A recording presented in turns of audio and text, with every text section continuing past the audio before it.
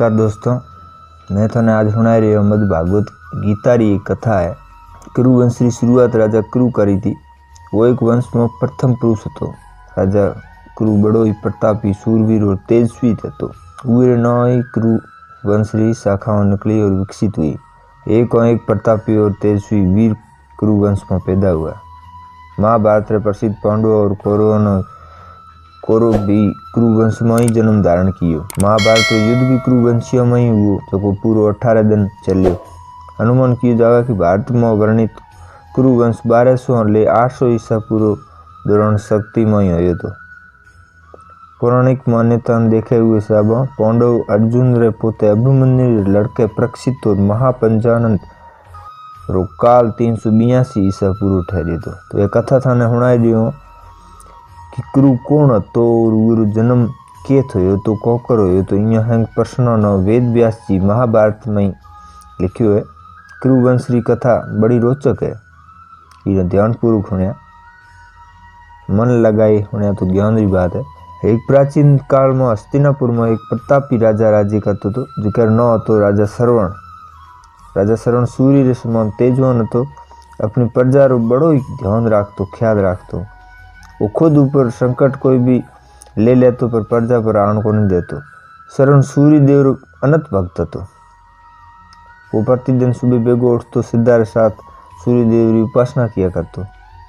जब तक सूर्य देव की उपासना खत्म नहीं होती, जिते तक जल रो घूंट भी एक कंठ रे नीचे को जावन देतो। एक दिन राजा शरण एक पर्वत माथे शिकार खेलन वास्ते गयो।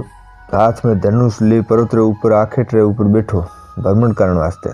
जिते उन्हें एक सुंदर युवती और दिखाई दी। लड़की एकदम कुआरी कन्या और घूमती दिखी पर्वत ऊपर। बहुत ही सुंदर और सुशील लड़की। एड़ो लागतो तो कि वीर प्रत्येक अंग विधाता बड़ी रुचि बनाए हुए। राजा शरण आज पहला एड़ी कोई सुंदरी देखी को नहीं थी। बहुत बढ़िया एकदम परी जड़ी।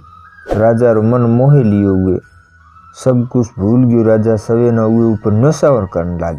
धीरे धीरे आगे बढ़ियो। राजा हुए कन्ने जाए न कहने लग्यो, तृप्ति नेत्रों उन देखने लग्यो और कहने लग्यो कि तू कौन है? तू देवी है या गंधर्व या किन्नरी है? कहीं एक ही तू? थनो देख मारो चित्त पूरो चंचल हो उठ्यो है। हूँ थारे में बिया करना चाहूँ, सुखो भोग करना चाहूँ। किंतु वो युवती शरण ने हम जोयो और कहीं को उतर दियो। थोड़ी टाइम में एकदम अंतर ध्यान हो गई, अदृश्य हो गई। युवती ने अदृश्य होने बाद में राजा शरण एकदम व्याकुल हो गयो। धनुष बाण फेंक दिया, उन्मत्त और भांति विलाप करने लग्यो। सुंदरी तुम किया चली गई, सुंदरी किया चली गई। ये प्रकार सूर्य बिना कमल मर जावे उए हिसाब हुई, जल बिना पौधो सूख जावे उसी प्रकार हुई। थारे बिना हूँ जीवित नहीं रह सकूं। थारे रूप मारे मन न चुरा लियो। तू प्रकट हो और मन बता तू है कौन और के तो आई। थारे लिए नक्की करनो पड़सी, थारे में बिया करने वास्ते। राजा शरण एड़ी अवस्था में व्याकुल लेड़ो होयो कि युवती ने पाछो आनो ही पड़ियो। वो लड़की ने प्रकट होना पड़ियो। प्रकट हुई तो शरण वो देखे और पूछने लग्यो कि तू केरी बेटी है, के तो आई है? तना ते में बिया करने वास्ते मन की करनो पड़से। तो लड़की बोली, हे राजन, मैं खुद थारे ऊपर मग दूं, पर हूँ वचनों में बादुड़ियो। मारे पिता री आज्ञा रे वंश में हूँ। मैं सूर्य देव री छोटी पुत्री हूँ। मारो नाम है तप्ती और जब तक मारे पिता री आज्ञा नहीं वे तब तक मैं थारे हाथे बात भी को नहीं कर सकूँ। शादी तो अलग चीज है। यदि मारे में बिया करनो है तो मारे पिताजी ने प्रसन्न करे वो को डेर ले मना मांग तो ही शादी हुई है अपने। ये तो कहते वो पासी आदर्शी होगी एकदम। राजा श्रवण बड़े उन्मत्त करण लागू, भांति विलाप एकदम करण लाग गयो, व्याकुल हो गयो।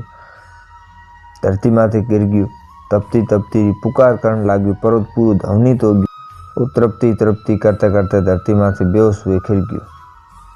कई टाइम रे बाद में पासो चेतना आई तो उर महीना समरण होने लग गयो। तृप्ति रो जो तृप्ति उन बात बताई थी वो हमें धीरे धीरे उन समझ में आने लगी।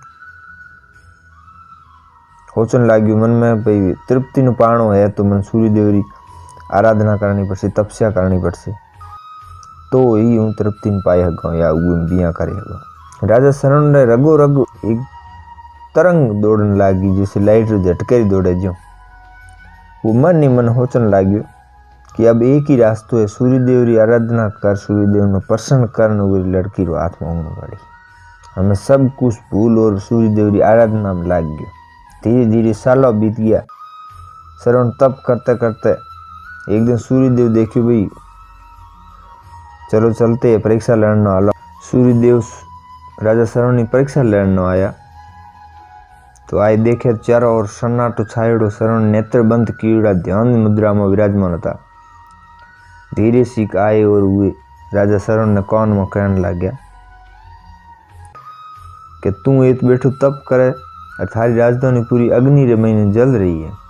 ये तो कंथन सुनियो फिर भी श्रवण चुपचाप अपनी जगह पर बैठो रहो और उरे मन रे महीना कोई दुख पैदा नहीं हुए। तो दोबारा बड़े कौन रे महीना सूर्यदेव कहने लगा, श्रवण तेरे थारा कुटुंब रे महीना सब लोग अग्नि में जलन मर गया है। फिर भी राजा श्रवण ने कोई फर्क नहीं पड़ा। हिमालय आल गला एकदम डट्यो रहे। तीजी बार बड़े उर कॉर्नर में आवाज आई, श्रवण थारी प्रजा अकाली अग्नि में जले भस्म हो रही है। थारे नौ माथे थू थू करे थूके मनक, पण राजा टसमो मस नहीं रहा। दृढ़ता पूर्वक एकदम तप रे महीना लगो रहे। वे इतनी लगनी देख सूर्यदेव प्रसन्न हुआ दीदी प्रकट हुआ दीदी श्रवण कहने लग गया। राजा श्रवण ने पूछने लग गया, बोलो थारे की जोईजे। राजा श्रवण आंखें खोले सूर्यदेव ने प्रणाम कर्यो और कहने लग गया कि मन धन दौलत वगैरह कुछ नहीं जोईजे। थारी बेटी छोटी बेटी तृप्ति विवाह करना, बस इतो ही वचन जोईजे। मन कृपया करे थारी छोटी लड़की ब्याह करे, मारे जीवन रो श्रृंगार करा दो ए भगवान। तो सूर्यदेव कहने लगा कि मन ध्यान है त्यों करते मारी बेटी है जो कोई भी त्यों ज्यादा प्रेम करे, पर एक बाप होने कारण फर्ज तो यही करे कि मारी बेटी जी के हम प्रेम करे हम लोग तो करे कितनी इन सुख राख गए। बाप तो इतो ही फर्ज हुआ कि हम लेन सही देखन दे पछे तो कर्म बाई रहा।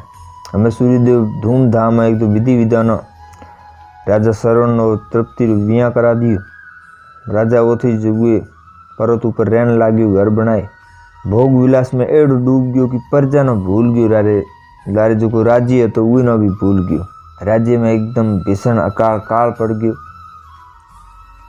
धरती सूख गई, कुआ तालाब सब सूख गया, पेड़ पौधा भी सूख गया। प्रजा भूखों मरण लागी। लोग राज्य में छोड़ बीजे राज्य में जान लग गया, क्योंकि जिके राज्य रो राजा रंग राग में डूब जावे न पछे उर प्रजा रो यही हाल हुए। राजा श्रवण नो एक मंत्री बड़ो ही बुद्धिमान હતો। उर मन में एक आइडिया आयो के विचार आयो कि राजा ने पाछो नहीं लाया तो ये प्रजा तो रही कौन, वैसे मर जाए न कोई बचे जो कोई बीजे राज्य में चलो जाए, पण एक तो खा है कि ये तो है ही कहीं को धरती पूरी फट गई है, चिर गई नहीं अकाली वजह। तो निकल गयो राजा री खोज रे वास्ते। खोज करतो करतो घूमतो फिरतो हुए नदी किनारे होते हुए पर्वत माथे जाए पहुंच्यो। पर्वत माथे जाए देखे तो राजा श्रवण तृप्ति हाथे निवास करियो ओथ रे पड़ियो। राजा श्रवण ने हाथे तृप्ति न देख बुद्धिमान मंत्री समझ गयो ये राजा पक्को स्त्री जाल में फस्योड़ो, स्त्री रंग रूप में फस्यो है। ईर वास्ते प्रजा ने छोड़ दी, आप राज्य छोड़ दी। पर मंत्री भी कम को तो बड़ो बुद्धिमान तो वो दिमाग में एक विचार लायो कि राजा ने पासो ले जाना तो कहीं तो आइडियो करना पड़से। तो वो की नो अकाल पूरे राई फोटो चित्र बना दिया। चित्र बना एक बुक बना दी, में ही चित्र लगा दिया। लगाए और राजा हम समक्ष खड़ो हुए। राजा ने कहने लागो कि हे राजन, मैं थाने एक चित्र और बुक भेंट करनी चाहूँ। तो राजा खुशी खुशी में कहो कि दीदू। हमें वो राजा बुक पढ़न लाग गयो, पन्ना उल्टन लाग गयो 1 2 3। जो ही पन्नो उल्टे अलग अलग काल पूरा अकाल वर्णन बतायोड़ा। पहले पोस्ट में तो मनुष्य पेड़ और पत्ते खावा बढ़िया। बीजोड़ पन्नो देखियो खोले तो वो माथे माता है अपने बच्चों कुएं में फेंक रही। कई और पन्ने रमाइना तो मनुष्य और कई पन्ने में तो प्यासा मनुष्य हाथ में कीचड़ ले चाट रहा है। वहाँ हेंगन चित्र देख राजा एकदम मैया हिल गयु पूरू। राज्य री प्रजा रा दृश्य देख पूछन लाग्यो मंत्री ने के कई राज्य रो केरे राज्य में एड़ो दृश्य है। मंत्री धीरे सी धीमी आवाज में एकदम प्रभावपूर्वक स्वर में हुए धीरे धीरे राजा ने कहो ये उही राजा राज्य रो है जिके राजा नो सरवण है। इतो तो हुन्नो हुए सरवण राजा एकदम चकित तो उठे विस्मय भरी दृष्टियों मंत्री रो देखने लाग्यो। मंत्री बड़े हुए नोड़ा में कहो कि राजा ये सच बात है महाराज, ये हाची बात है। ये थोड़ी प्रजा दृश्य है। प्रजा भूखों मर रही है, चारों ओर हाहाकार मच्यो है। राज्य में नी तो अन्न है नी जल है, धरती री छाती फाट गई है महाराज। वृक्ष भी आपने पुकार। मंत्री मुख अपने राज्य री प्रजा रो ये हाल होण और राजा सरवण ने हृदय कौंप उठ्यो और वो उठ खड़ो और कहने लाग्यो कि मारी प्रजा रो ये हाल है और मैं अठे मदमस्त उड़ो बैठो हूँ। मारी जिंदगी में धिकार है एड़ी जिंदगी में। मंत्री जी थारो धन्यवाद है, आप मनो एकदम ये मद में एकदम सोतोड़न था जगोयो। तुरंत राजा सरवण तृप्ति न ले और अपनी राजधानी पहुंचे। जय राजधानी में राजा सरवण और तृप्ति पग देते ही चारा और जोरदार बारिश होगी। सूखी हुई धरती पूरी हरियाली में ढक गई। अकाल दूर हो गई। प्रजा सुख और शांति के साथ जीवन व्यतीत करने लगी। हमें उतरी प्रजा राजा सरवण न परमात्मा और तृप्ति न देवी मोने ब्यारी पूजा करने लगी। कई टाइम बीत गयो। सरवण और तृप्ति रे एक पुत्र जन्म हुआ जिकर नाम कुरु रखे। कुरु भी अपने माता पिता वाली गलाई एकदम प्रतापी पुण्यात्मा और आगे चले हुए अपना कुरु वंश न प्रारंभ किया। मित्रों, ये महाभारत री एक कहानी है। कुरु वंश की शुरुआत रही। आगे इनो बढ़िया बढ़िया आगे कहानियाँ कथाओं ले आवला। तो अगर वो कथा बढ़िया लागे महाभारत रे जैसे छोटे छोटे कथाओं बहुत है, ये में छोटे भी है बड़े भी है। पूरी महाभारत रो वर्णन गीता में है। तो थोने अगर बढ़िया लागी वे चोखी लागी वे तो थे मैंने एक कमेंट करन जरूर बताई जो मैं तुरंत थोड़े लिए यूँ आगलो भाग लेना हाजिर हो जाऊँगा। मैं बस थोड़ी प्रतीक्षा में हूँ कि कितना इन्हें पसंद करना चाहो। आज री जनरेशन ने हिसाब महाभारत ने रामायण ने जैसे ग्रंथों ने कितना मौन रहा थे। मैं भी देखना चाहूँ कि हमारे हिंदू भाई कितना वो ग्रंथ पसंद करना चाहे और कितना कहानियों रुचिक है। जैसे वो आज कहानी में थाने कुरुवंश की उत्पत्ति बताई, तो आगे तो अबार और कहानियाँ आई ने। एक कहानी रे कड़ी और बाकी पड़ी है। कम 8-10 कड़ियाँ बाकी है महाभारत तक पहुँचते पहुँचते, युद्ध तक पहुँचते पहुँचते। कठे हूँ पांडु आया, कठे हूँ केरू आया, कौन हा बारा कौन हा माँ बात, केणु हुआ शादी। बहुत सुंदर सुंदर कविताएं और गाथाएं पढ़े हाल। तो मैं थामे हाथ जोड़ने एक विनती करनी चाहूँ कि अगर क्योंकि पग की ऊपर उठा करे, बाजे ऊपर उठा करे, जब ढोल बाजे तो डांस करनो नृत्य करनो मन हुए और कटे थाली भी नहीं बाजे तो डांस हुए को नहीं। थारो सपोर्ट जोइए। अगर ते सपोर्ट करो देना मने भी कोई भी कहानी बनावनो मन पीवे और मनु भी बने कि मित्रगण महाराज को है वो कहानी रो इंतजार कर रहा है। कमेंट करने नहीं बताओ तो मैंने खुद ने भी ध्यान को नहीं वे मारा खुद रो विश्वास भी कम हो जाए कि लोग सुनना चाहे कि नहीं चाहे, हमारी आवाज़ केड़ी लागे बाने। इन वास्ते मैं था मैं पुनः विनती करना चाहूँ कि थाने बढ़िया लागे तो बढ़िया लिखो, थाने खराब लागे तो खराब लिखो, पर थे कॉमेंट करने जरूर बताओ। तो मित्रों, मैं आज तो वाणी में इतना ही कहना चाहूँ, मैं विराम चाहूँ।